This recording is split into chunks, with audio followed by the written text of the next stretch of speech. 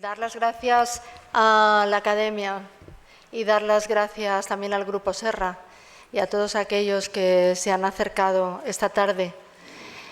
Y dar las gracias íntimamente a la ciudad de Palma, con la que tengo una relación tan estrecha, porque tal vez los que hayan leído, como decía el doctor Cortés, A Corazón Abierto, ahí está ligeramente contada la historia, mi relación con Palma de Mallorca, pero para los que no lo hayan leído, la infancia de mi familia, mi infancia, fue muy nómada, muy viajera, porque mi padre era auditor en una gran empresa y entonces nos íbamos mudando según las obras, las grandes obras públicas, y como nací en la época de las grandes obras públicas, pues tuvimos muchos destinos y cada uno de los hermanos nació en un lugar y nos hizo conocer también la variedad y la riqueza de la geografía española. Mi padre además nos inculcó algo que ahora le agradezco, que es un amor por los sitios en los que estás, ¿no? Y una observación de la diferencia y de la riqueza de cada sitio, y así de esta manera vivimos 2 años en Palma de Mallorca. Yo siempre he pensado que podía haber sido, a estas alturas, podía ser mallorquina, porque realmente si nos volvimos a la península no fue por gusto, sino fue por la enfermedad de mi madre, a la que apela ese título, A Corazón Abierto, que es un término bastante médico. Por otra parte, lo pensaba mientras tú hablabas, y aquí rodeada de tanta gente de ciencia, pues que mi última novela tiene que ver con la operación de mi madre, A Corazón Abierto. Y también hay un título que tiene que ver, bíblico, de las novelas que he escrito, que es una palabra tuya, que yo pensaba que todo el mundo entendería, que tendría en la cabeza la segunda parte de la frase, que es bastará para sanarme, ¿no? Pero no todo el mundo había ido a misa ya. Entonces, pues había gente que no sabía que tenía que imaginarse la segunda parte de la frase. Una palabra tuya bastará para sanarme. Es una frase que a mí me provoca mucha emoción, porque digamos que sería la parte humanista de la medicina, la forma en que las palabras y el cuidado humano nos sanan de alguna manera. Yo no estoy aquí, yo no sé nada, Javier. Yo estoy aquí por vosotros y por la amabilidad que habéis tenido en invitarme, pero yo no sé nada. Lo que sí que tengo es una enorme curiosidad.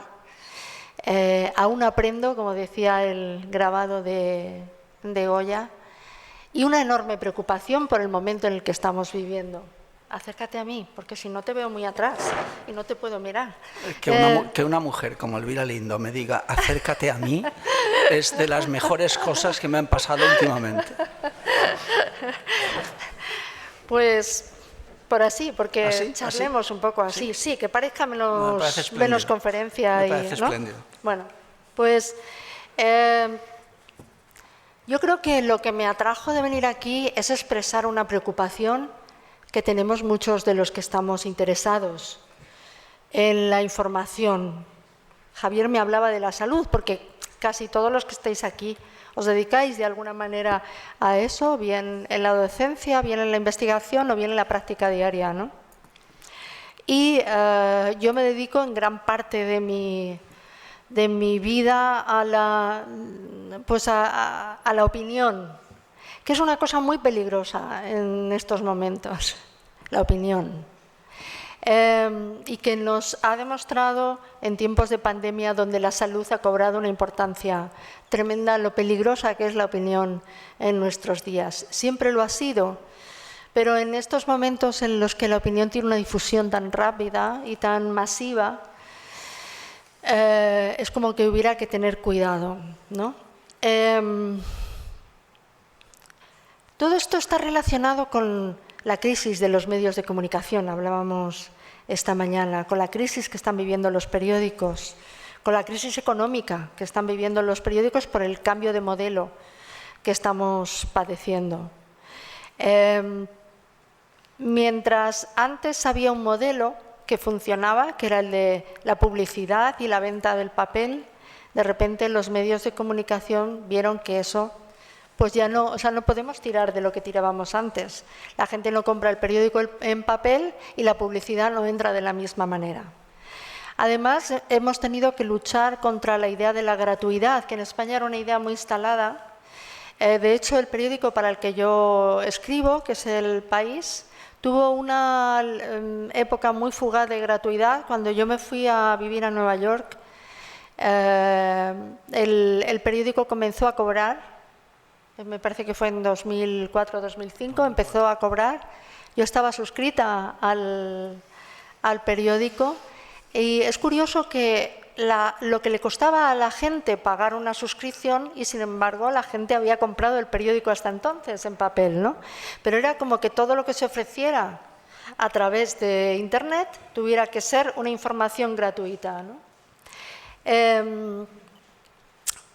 Como anécdota diré que conocí a una millonaria en Nueva York que vivía en una casa de cara a Central Park. Y entonces, bueno, ya me conocía, era hija de un exiliado español, se había casado con un millonario allí en los Estados Unidos y como todos los millonarios o los que han llegado a serlo, era muy ahorrativa. Y entonces yo le ofrecí tontamente mi número de suscripción para que entrara ella a leer El País. Pero era curioso porque cada vez que iba a entrar yo a leer El País no podía porque mi amiga millonaria estaba ocupando mi suscripción en ese momento, ¿no? Bueno, dejando esto, que es una tontería aparte, el periódico El País tuvo mucha contestación a esta idea de la suscripción y absurdamente, como ocurre algunas veces, se echó para atrás, que fue como una forma de pedir perdón por pedir dinero por el trabajo que os estamos ofreciendo, ¿no? Yo creo que fue algo que perjudicó no solamente al periódico, sino a muchos grupos de comunicación, porque era como, yo me puedo echar atrás en una decisión que ha sido tan importante como la de cobrar por leer la información. Entonces llegó a España la época de la gratuidad, una gratuidad a la que se sumaron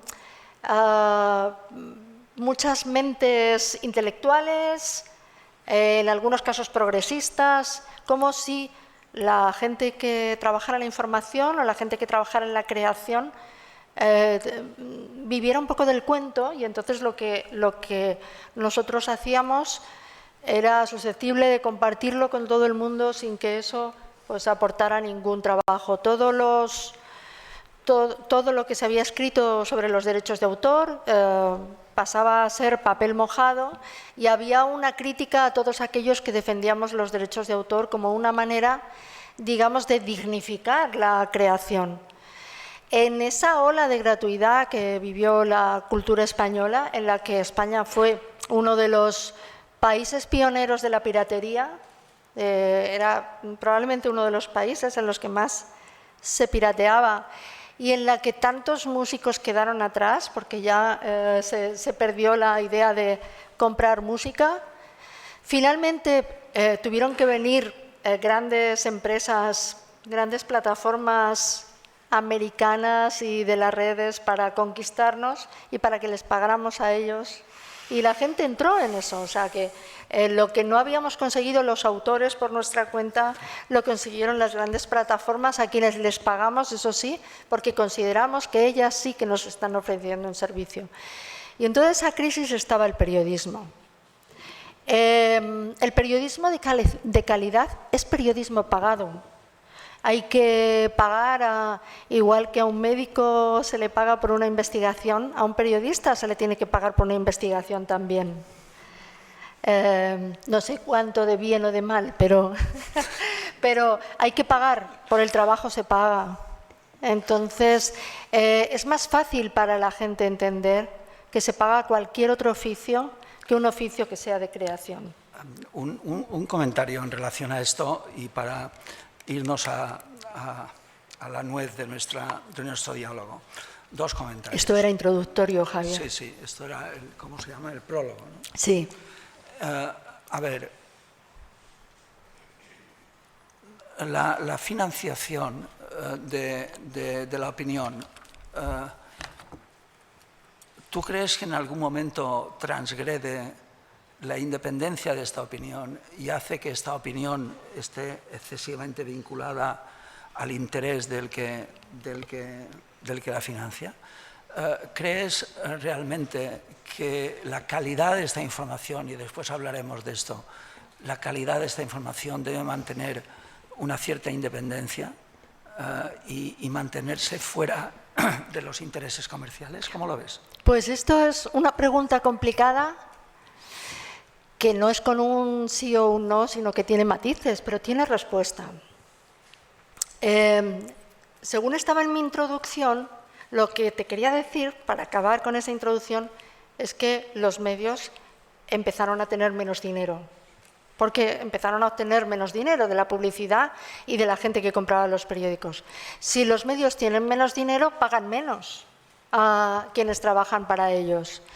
Una forma que han tenido los medios, digamos, de suplir esa falta de dinero que se paga a los periodistas ha sido contratar o pagar colaboradores u opinadores.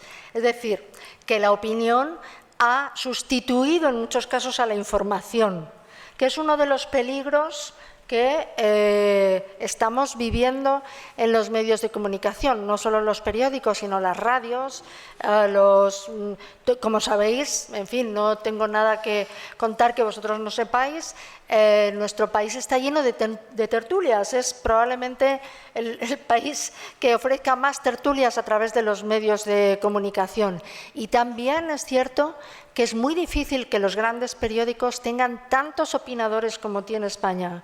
¿Cuál es el secreto de todo eso? Pues tiene dos.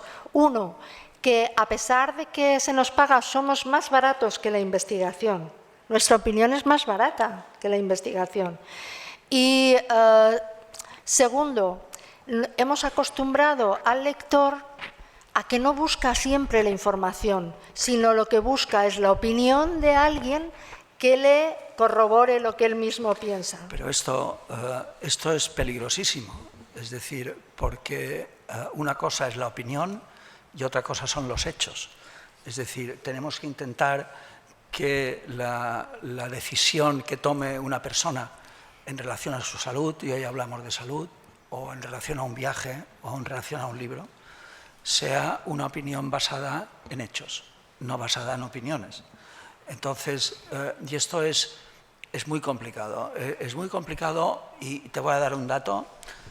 Creo que ya lo hemos comentado tú y yo alguna vez. Nosotros publicamos con nuestro grupo un trabajo hace 5 años, 6 años. Lo publicamos en Inglaterra, donde consulta a la gente cuando tiene un problema de salud. El 70% de las mujeres españolas, belgas y alemanas, nosotros encuestamos a 6.000 mujeres, 2.000 de cada país, consultan, el 70% consultan primero a Google. ¿El 20% consultan a quién? ¿Al médico? No. El 20% consultan a la vecina, a la amiga, a la cuñada, a la peluquera. Y el 10% restante sí que consulta al médico. Esta es una situación absolutamente dramática porque la información, nosotros analizamos la información desplegada en Google cuando poníamos como palabra clave lo que en aquel momento investigábamos, que era vacuna de papiloma, y la calidad de la información que desplegaba Google era patética. Y las primeras páginas de información, como de la Agencia Europea de Medicamento, de la Sociedad Española de Ginecología, estaban el número 14, el número 15. Es decir, creo que tenemos que hacer un esfuerzo para que la gente se fije más en los hechos y en los datos que en las opiniones, o que el opinador opine en función de unos hechos contrastados y no de lo que a él le parece o a ella le parece que aquello funciona. ¿Cómo lo ves esto? Bueno, yo veo que, por ejemplo, en España, hablabais antes de la información de ciencia, hay buena información. O sea, creo que Creo que hay buenos profesionales de información que saben mucho, que llevan escribiendo sobre ciencia y sobre medicina toda la vida. Yo conozco a periodistas que se han dedicado a eso y de verdad que hacen buenos reportajes y hacen buenas... Pero lo que te decía es que yo, por ejemplo, escribo columnas muy populares en El País. Si yo escribiera una columna negando aquello que están difundiendo con rigor los periodistas, ¿qué es lo que tiene que hacer el periódico? Yo creo que es la gran pregunta. ¿Qué es lo que tiene que hacer? ¿De qué manera tiene que responder?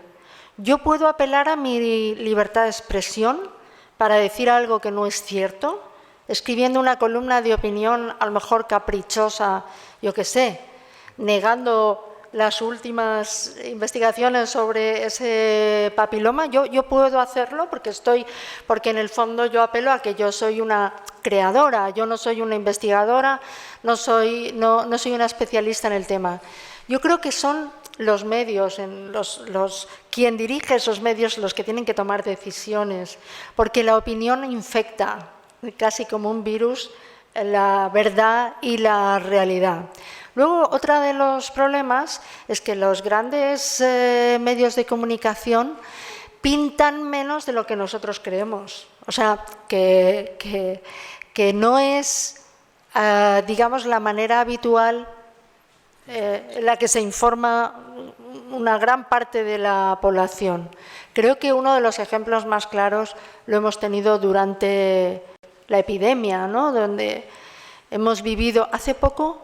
Yo he visto una serie buenísima en la tele que es como la secuela de Breaking Bad y el protagonista, el actor, tuvo un infarto y el rumor que se extendió por todos los Estados Unidos era que no había sido un infarto, sino que había sido provocado por la vacuna del COVID, ¿no?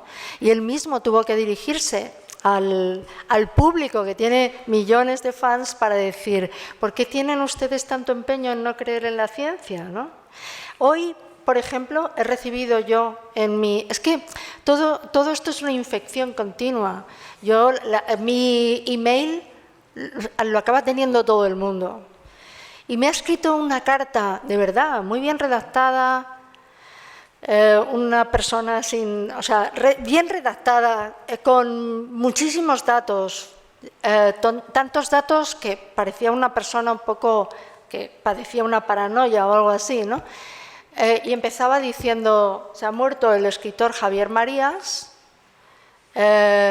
como usted sabe, han dicho que ha muerto por neumonía, y entonces empezaba a demostrarme por qué es una persona que se había vacunado las 3 veces que se prescribían y por qué su muerte tenía relación con las vacunas del COVID, ¿no?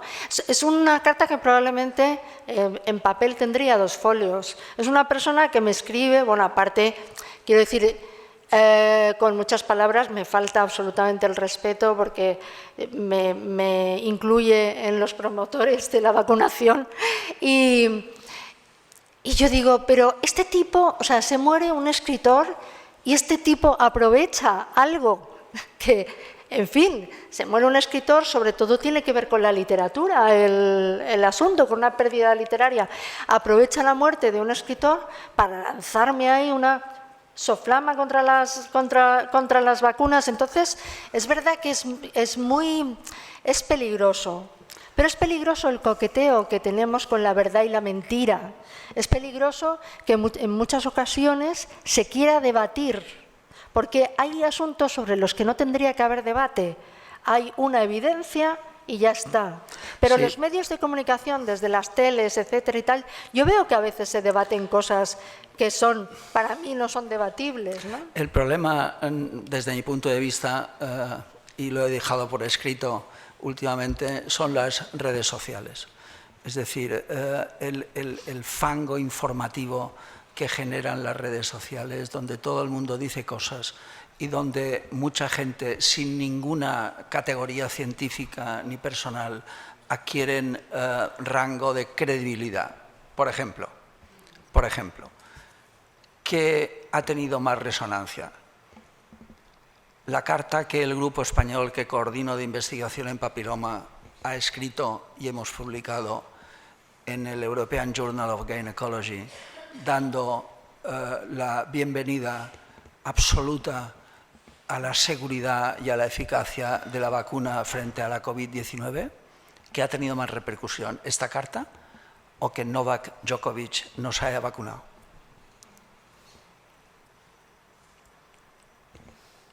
Esta es la realidad. Es decir, que un pendejo, al que admiro mucho tenísticamente, como Novak Djokovic, se declare antivacunas, no se vacune, acepte no jugar el US Open por no vacunarse. Esto tiene muchísima más repercusión mediática, tiene muchísima más fuerza informativa y convence a mucha más gente la pobre carta que el grupo de investigación en papiloma español ha publicado en el European Journal. Este es un problema muy serio. Es decir, es un problema muy serio porque tenemos que intentar que la gente, los ciudadanos, aborden su información en fuentes de calidad, en fuentes de calidad contrastada. No es tan difícil. Es decir, de la misma manera que tú puedes pinchar y puedes entrar en el, ¿cómo se llama? Es que yo el Instagram ¿se llama? Hay una cosa, se llama Instagram. O en Twitter. Puedes entrar, que mis nietos dicen que tengo que tener Twitter. También me lo dice el doctor López. Entonces, ¿qué es más fácil? Es tan fácil entrar ahí y beber basura como entrar en la web del New England Journal of Medicine. Y ahí captar información de la máxima calidad y de la máxima influencia. Pero no se hace. Bueno, y luego también hay otra cosa importante, que siempre que hablamos de intoxicación parece que los receptores siempre son personas analfabetas o no muy bien informadas, y no es verdad. Es decir, que hay personas que tienen cultura, información y capacidad de divulgar aquello que creen, e intoxican también. Es decir, que no es solamente no es un mal que aqueje solamente a aquellos que no tienen formación. Y hablabas de categoría científica. Yo categoría científica no tengo, pero tengo una categoría ética. Quiero decir que creo que a veces la divulgación de la mentira tiene unos fines muy claros. A lo mejor son fines políticos, es una manera de obtener fácilmente el poder, es una manera de intoxicar a la población para hacerle ver que está siendo engañada y no solamente se juega con gente que no tiene información, ¿no? Fíjate, precisamente hablábamos en la comida de una especie de congreso de terraplanismo que hay. Y entonces la pregunta es: ¿qué hay que hacer sobre eso? ¿Hay que informar sobre eso? Yo creo que lo que no hay que hacer es debatir sobre eso. O sea, informar, creo que sí que hay que informar. Que eso pasa, que pasa al lado de tu casa y que hay una serie de personas que se están reuniendo y que creen que la Tierra es plana. Lo que no hay que hacer es llevarlos como a veces se hace, a una radio o a una tertulia de televisión para que debatan dos personas como si se tratara de dos puntos de vista absolutamente respetables. Los dos. Yo sí que creo que es difícil ahora. Yo creo que nos enfrentamos a un momento muy difícil, entre otras cosas porque la gente más joven no tiene la misma manera de informarse que tuvimos nosotros. Entonces, yo estoy segura, aquí por las edades que más o menos veo, que hay todavía gente que se compra el periódico en papel los fines de semana, al menos los fines de semana, ¿no? Y que desde luego se lee periódicos y está suscrito a algún periódico y tiene, digamos, sus informaciones de confianza, etcétera. Pero si unas elecciones como de un país tan enorme como es Brasil, donde se está quemando la selva amazónica, se pueden ganar por WhatsApp, pues realmente es un problema. O sea, que digamos que el desafío es cómo llegamos a esa gente que ya no se informa como nos informábamos nosotros. Y hay veces que está muy cerca de nosotros. Yo me acuerdo que siempre he tenido una chica, una enfermera que me hace los análisis, porque tengo una vena muy difícil de pillar en todos los aspectos. Y entonces siempre voy a una... Y hacía tiempo que no la veía. Es una persona extraordinaria, gran profesional, gran enfermera. Hablamos de sus niños, hablamos de cómo progresan en la escuela, o sea, una persona informada, sensible y tal. Y entonces me dice, digo, ¿y cómo te va? Dice, me he divorciado. Digo, vaya. Y entonces se sienta y me cuenta una historia. Esto parece una novela, claro, casi es una novela. Entonces se sienta y me cuenta que su marido, que es una persona extraordinariamente inteligente, empieza a creer en el fin del mundo, que se va a producir no sé qué día, de estas veces que se anuncia el fin del mundo, ¿no? Entonces, no era una persona, un ingeniero, una persona inteligente, una persona ilustrada, etcétera, ¿no? Entonces, dice, tenía tanto poder intelectual sobre mí que empezó dice, yo estaba ya como un poco abducida por esa idea. Vivían en un adosado, abajo en el adosado, pues imagínate en Torrelodones o algo así de Madrid, el tío construye y ella le ayuda pues como un refugio para el día que eso va a pasar. Llega el fin del mundo, llega pero no llega, porque siempre se anuncian días y luego no pasa nada. Pero él no deja de creer en la teoría del fin del mundo. O sea, es lo que pasa con las teorías conspiranoicas, que la realidad te puede evidenciar que eso es una chorrada, pero tú sigues creyendo en todo esto, ¿no? Entonces ella por fin decide contárselo a alguien de su familia, a su padre. Dice, estamos viviendo en este ambiente. Y su padre le dice, pues hay que ir al médico, y entonces ella lleva a su marido al psiquiatra. Por supuesto no puede pasar al psiquiatra con su marido, ella se queda fuera. Pero cuando salen de la consulta, el psiquiatra la coge así de la mano y dice, déjalo para siempre. Entonces ella se separó de él. Entonces, ¿qué es lo que ocurre? Ella dice, él está fingiendo que se ha corregido para seguir, porque es muy inteligente, para seguir teniendo la custodia de los niños. Pero él sigue creyendo en lo que creía, no ha dejado de creer en lo que creía. Él abandona la casa y ¿qué es lo que encuentra ella en el ordenador? Pues páginas y páginas y páginas y páginas y páginas sobre el fin del mundo. Y blogs donde participan, y páginas de Facebook donde participan, y amigos que se ha echado que creen en lo mismo, y es una idea transnacional y digamos que de repente se encuentra con hermanos, porque son como sus hermanos, personas que creen lo mismo que él, ¿no? Entonces a mí eso me parece aterrador. Claro, es que lo es, pero es que lo es. Es como los que dicen que si te vacunas de la gripe vas a tener un autismo, es decir, o del sarampión, que vas a tener un autismo. Pero eso lo dijo Robert De Niro, hizo campaña contra la vacuna del... Sí, Robert De Niro es un desgraciado. Es un desgraciado. Pero por eso digo que no es cosa de analfabetos. Pero Robert De Niro es sanitariamente un desgraciado. Entonces, ¿por qué? Pero le convenció Andy Wakefield, que era un médico inglés que exploró, según él, la relación de la vacuna triple vírica con el autismo. Y dijo que demostraba que esta vacuna tenía relación con el desarrollo de autismo. Y esto tuvo una repercusión brutal. Gente como el desgraciado de Robert De Niro. Entonces, pero lo que la gente no sabe, yo creo que tú sí lo sabes. No lo sé. Es que 12 años más tarde, la British Medical Association decidió revisar el trabajo de Wakefield y comprobó que los datos estaban inventados o manipulados. Y lo comunicó a Lancet, que era donde Wakefield había publicado la relación del autismo con la triple vírica. Y Lancet revisó el artículo a su vez hizo una cosa que no la ha hecho nunca Lancet, que es retirar el artículo de sus archivos y darlo por no publicado.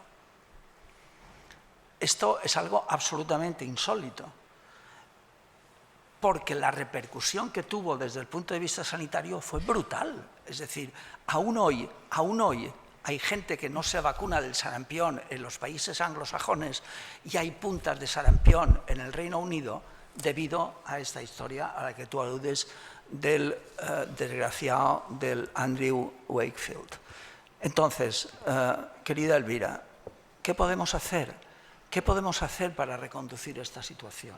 ¿Qué podemos hacer para que no solamente los que nos escuchen, que son gente altamente cualificada e inteligente, sino qué podemos hacer para que nuestros conciudadanos atiendan la realidad de la ciencia en términos de salud y tomen las consecuencias adecuadas y dejen de beber agua empozoñada?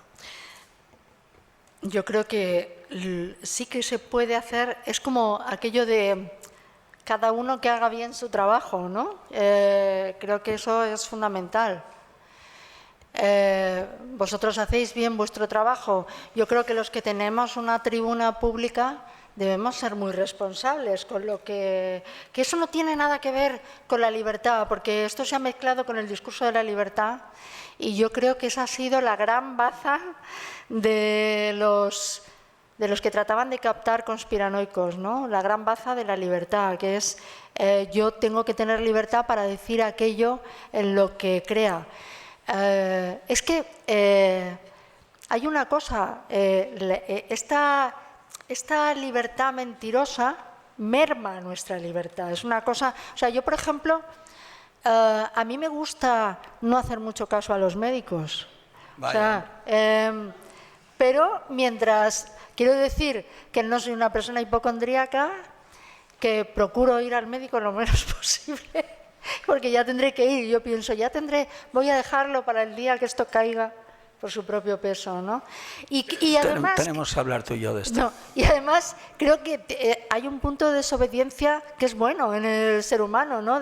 Como de anarquía, de hacer uno de puro disfrute de la vida.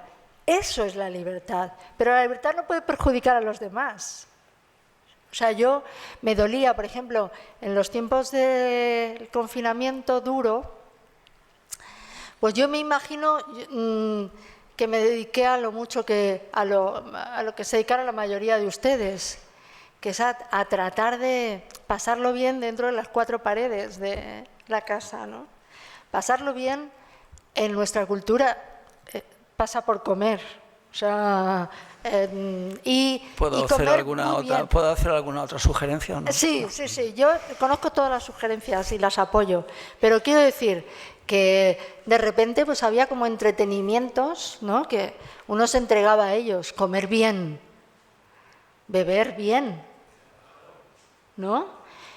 Entonces yo me acuerdo que por esa época salieron, porque todo esto de lo que es bueno o es malo para la salud, también hay tendencias y hay momentos, ¿no? Por esa época yo me acuerdo cuando yo vivía en Estados Unidos, que fue el momento glorioso del vino como elemento protector de todo lo cardiovascular. O sea, parecía que los mediterráneos habíamos encontrado que estos brutos de los americanos no sabían, efectivamente no saben beber peor, pero yo me enorgullecía de tomar también ese medicamento milagroso que sabía también que es el vino, ¿no? Y cuando estábamos en el confinamiento empezaron a salir en las páginas de salud del país y en el blog El Comidista y todo esto, artículos contrarios a la más mínima copa de vino, ¿no? Entonces yo pensaba, bueno, está bien, ellos tienen que informar, pero nosotros tenemos que desobedecer un poco, porque si no, ¿qué es la vida? Es decir, que la vida también es hedonismo, es nuestra cultura, es nuestra manera de relacionarnos, etcétera, etcétera, ¿no? Entonces, no pasa por fumarse 3 paquetes al día, como hacía mi padre, ¿no? Pero sí por beberte 1 o 2 copas de vino. El problema, cuando se relaciona la libertad con la mentira, o sea, tú sabes que hay cosas que no están bien y tú las haces asumiendo que, bueno, no son exactamente buenas para la salud, ¿no? El problema es cuando tú cuentas cosas que no son verdad y además empujas a los demás a que lo hagan. Y ya sabemos sobre la salud, sabemos muchas cosas y las personas sensatas sabemos muchas cosas.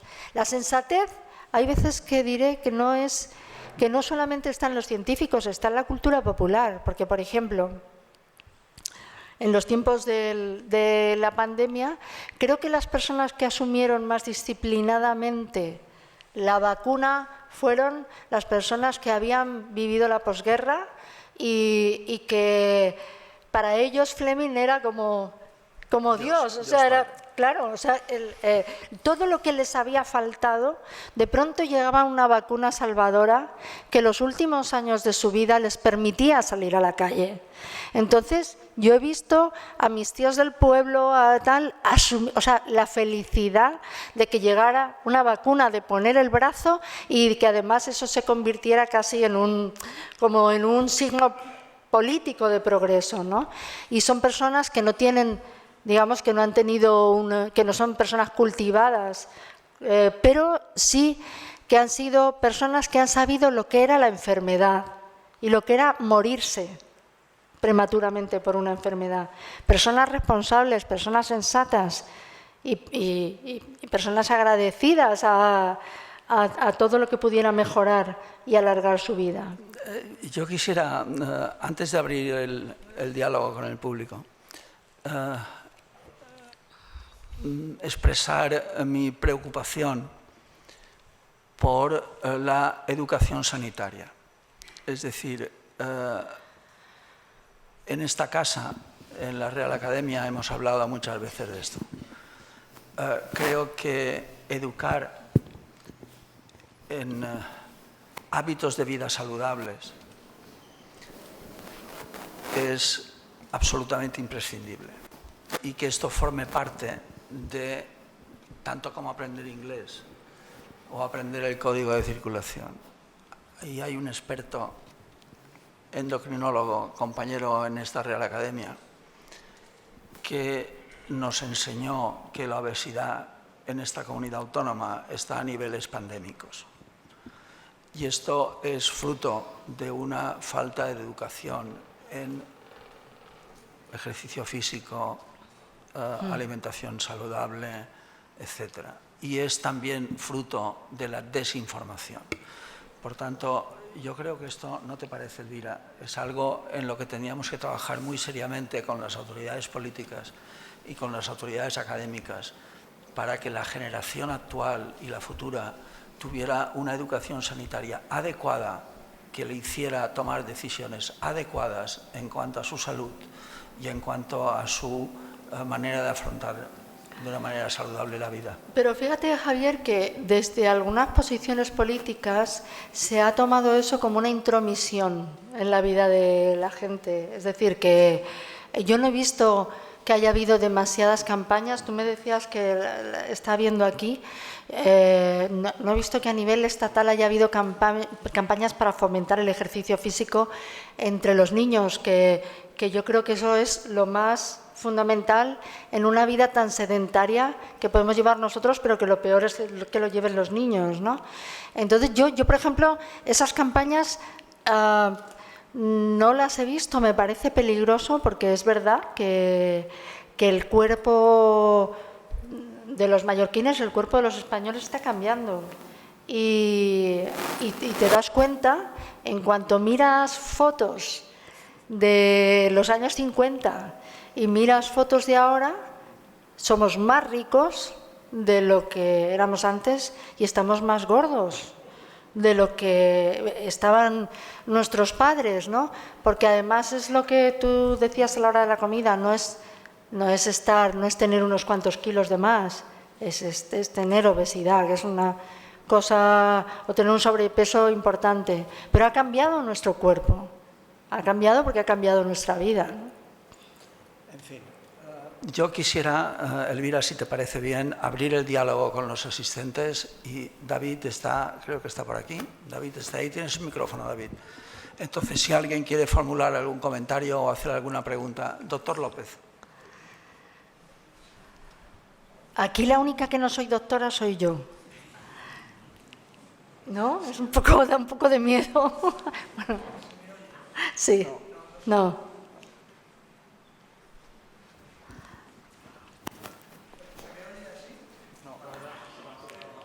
Ahora viene David. Elvira, me ha encantado no sé, Lo que sea. pero me ha dejado una sensación súper agridulce. Porque ha habido una cosa que has dicho y luego habéis pasado a otro tema, que es que los medios de comunicación han sustituido a los periodistas de verdad por tertulianos. Claro, a mí me sorprende mucho, porque me gusta mucho leer, que la gente que se ría de Leonardo.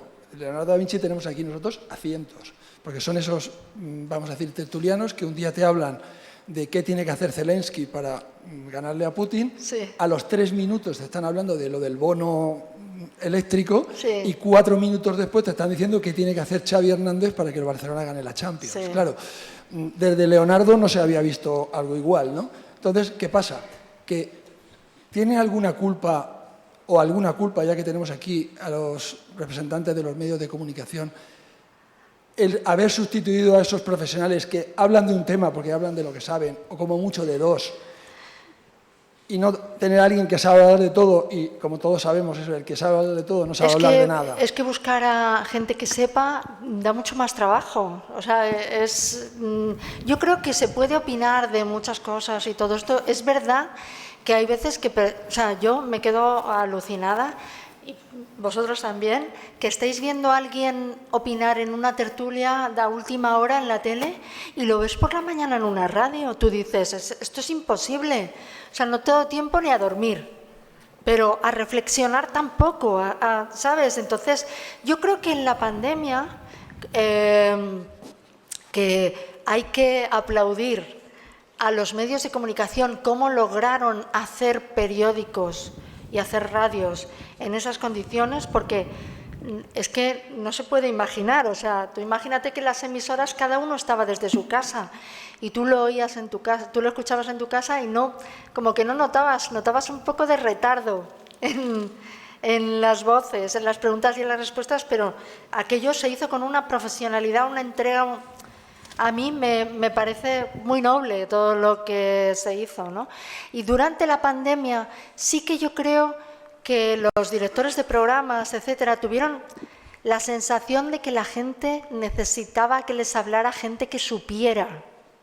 O sea, yo me acuerdo que una de las entrevistas, yo hacía un espacio en la radio los jueves por la tarde y llevé a un viejo amigo nuestro, que es el doctor Bouza, que es uno de los expertos en enfermedades infecciosas. Es un hombre que se había jubilado y estaba de emérito en el Gregorio Marañón y que con la pandemia volvió. Explicó tan bien lo que suponía estar, decía él, esto es como un transatlántico, estar en un hospitalazo como el Gregorio Marañón durante la pandemia, cómo era, y una persona que podía comparar la pandemia del SIDA con la pandemia que estábamos viviendo y no sé qué, y tú, o sea, los que yo lo llevé a la radio, los tres que estábamos ahí, porque eran 4 gatos, porque no los estudios no se podían llenar de gente, estábamos escuchándole con cierta alegría, te diré, porque necesitábamos que nos hablara gente. De alguna manera te consolaba la información, decías, bueno, hay gente buena que está trabajando ahí por nosotros, ¿no? Es verdad que a mí o sea, yo te digo que, por ejemplo, El País ofrece una información medioambiental y una información de salud muy buena. Pero luego no es lo que la gente lee, o sea, lo leen, pero no lo leen tanto como leen una columna a la que se ponga un título para enganchar, ¿sabes? Entonces también es porque hemos educado mucho al lector así, y el lector demanda, ¿sabes? Y ahí se monta un griterío. Yo publico los domingos y lo cuelgo ahí en las redes, pero yo luego no intervengo, pero dices, madre mía, o sea, es como una especie de furia con la necesidad de reaccionar y decir estoy de acuerdo, estoy no sé qué, no sé, de darte lecciones o de aplaudirte o de lo que sea, ¿no?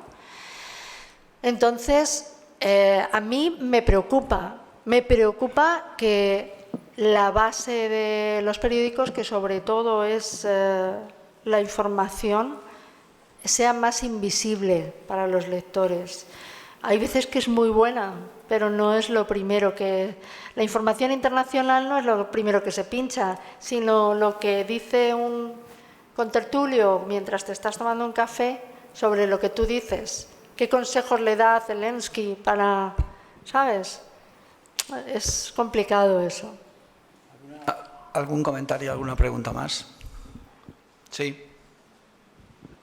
Funciona. Antonio. Hola, Elvira. Bueno, yo soy Antonio Sánchez, soy el director de comunicación del Corte Inglés aquí en Mallorca, pero bueno, me voy a quitar la chaqueta y la corbata, no me la voy a quitar, pero bueno, también estoy en la Asociación de Periodistas de Baleares, soy el vicepresidente de la asociación, un placer tenerte aquí, la verdad que escucharte. Y bueno, voy a hablar no del Corte Inglés, sino de la otra parte, y quería hacer un comentario, ¿no? Una reflexión un poco sobre los jóvenes, ¿no? Un poco, es un tema muy complejo todo esto de la información y me gustaría hablar un poco de la situación de los jóvenes. Yo creo que es lo más preocupante, ¿no? Que yo creo que hemos perdido una generación de jóvenes que se puedan informar de manera correcta a través de los medios, sobre todo de la prensa, porque tenemos una generación de jóvenes que ahora tienen 25 a 35, incluso más jóvenes, que ya beben en otras fuentes de información, fuentes incorrectas. En este caso pueden ser youtubers o pueden ser tuiteros, profesionales del Twitter o profesionales de Instagram o cualquier otra red social, ¿no? Y creo que en este momento el trabajo tenemos que hacerlo con los más jóvenes, ¿no? ¿Y cómo se hace eso? Pues con educación, ¿no? Porque hemos perdido una generación, digo, de jóvenes para informarles correctamente. Quizás cuando lleguen a los 40 y lleguen a una madurez, pues vuelvan a la prensa, vuelvan a buscar la opinión correcta.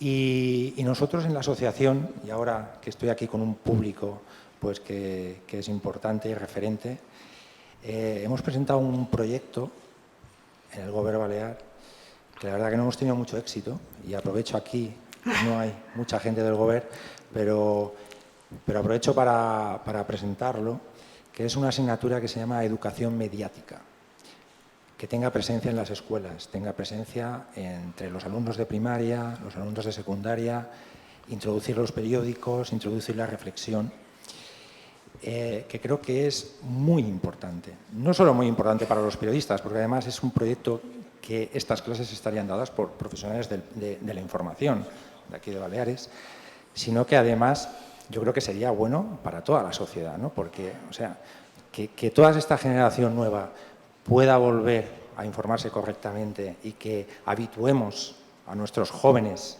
a comprar periódicos, a darle valor de la información del periódico, de la radio, de escuchar las noticias y beber en las fuentes correctas, yo creo que sería muy importante. En este caso quiero reivindicar este proyecto, que creo que yo no suelo hablar mucho, los que me conocen en estos foros, pero creo que era un momento oportuno y en un momento en el que estamos a poco tiempo de elecciones, de que a ver si conseguimos reconducir y con el apoyo de todos, incluso de los medios, podamos tener este proyecto en marcha, por lo menos en Baleares, que sería pionero y que después, ojalá, pueda estar en toda España. Muchas gracias. Gracias, Antonio. ¿Algún comentario más? ¿Alguna pregunta?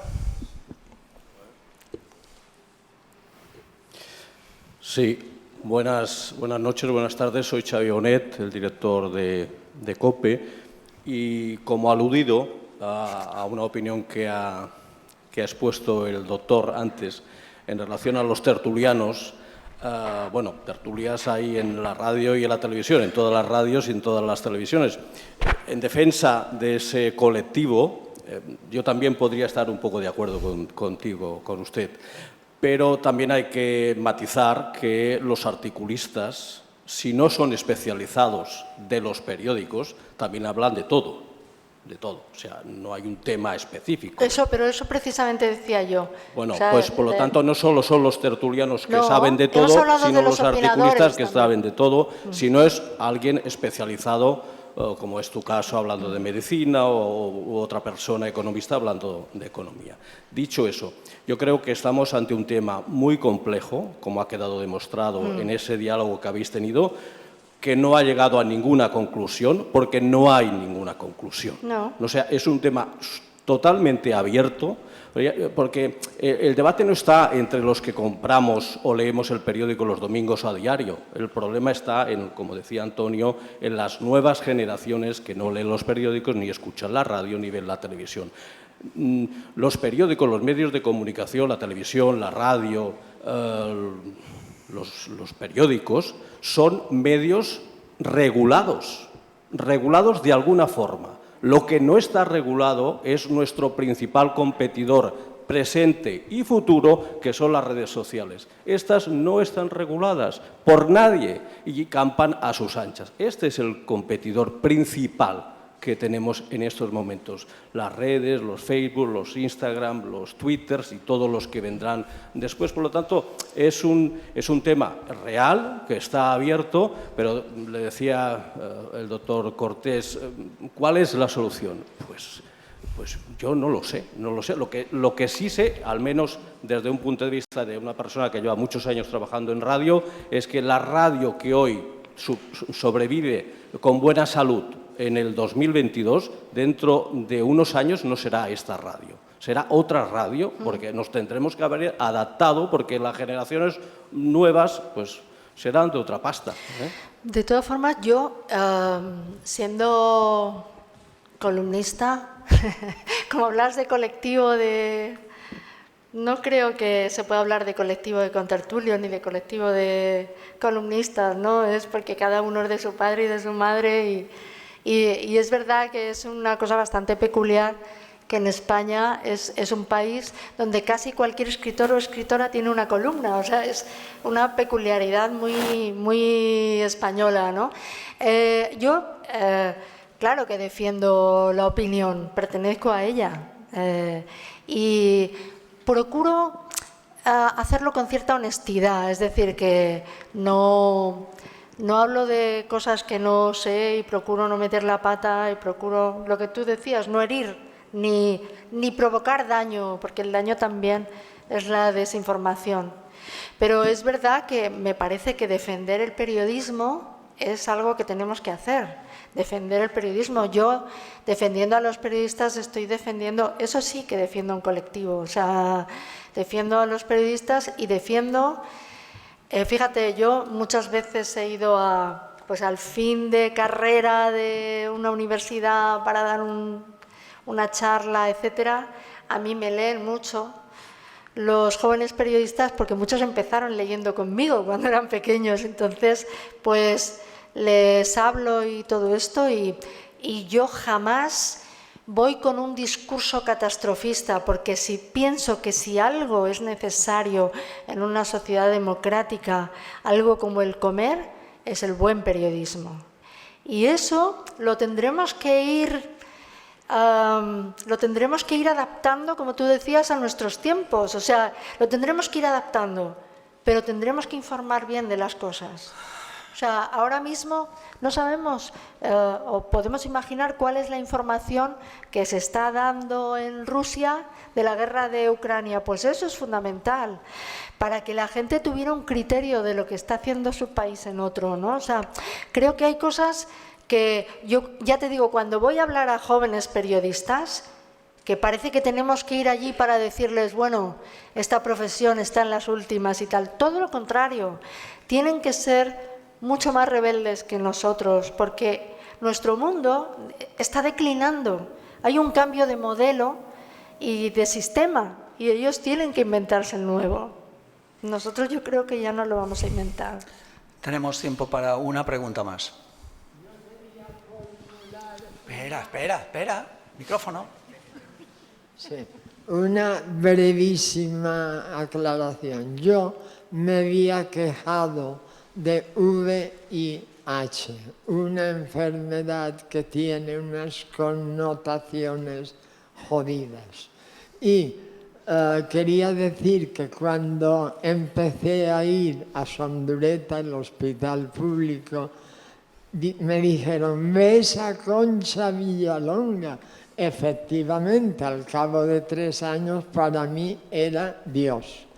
Y al cabo de 3 años más, ella me envió a ver a Clotet, que sé que está aquí, pero ya no lo recuerdo. Y al cabo de 3 años creí que Buenaventura Clotet era Dios. Y yo no sé ahora mismo dónde está Dios para arreglar estas cosas.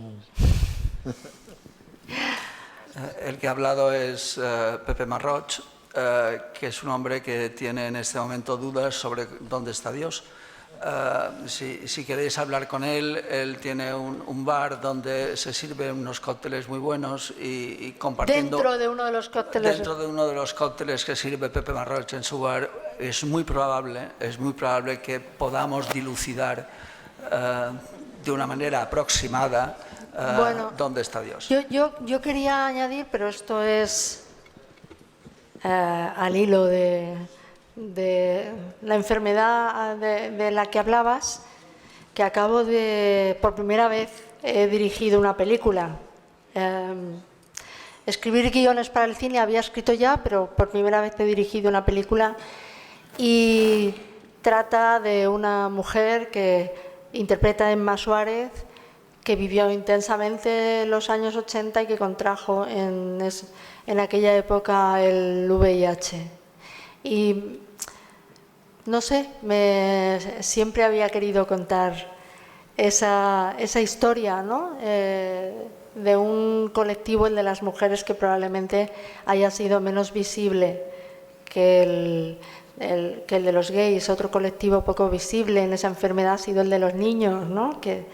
Y bueno, pues que espero se estrenará el año que viene y que la podríamos poner aquí también. Sí, nuevo motivo para que vengas a ver la peli. Bien, doctor Besaldu, ¿quiere usted hacer el favor de subir y cerrar la sesión, por favor?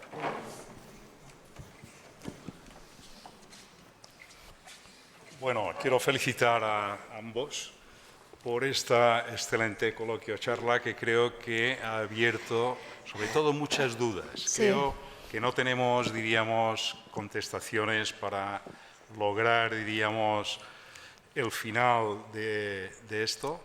Probablemente habría que crear una red social, pero que fuera, diríamos, un poquito más controlada. Y bueno, yo creo que ha sido interesante y creo que todas las intervenciones también han sido muy interesantes. Y yo no tengo nada más que decir, solamente agradecer a los ponentes y a ustedes su asistencia. Muchas gracias. Gracias. Se levanta la sesión.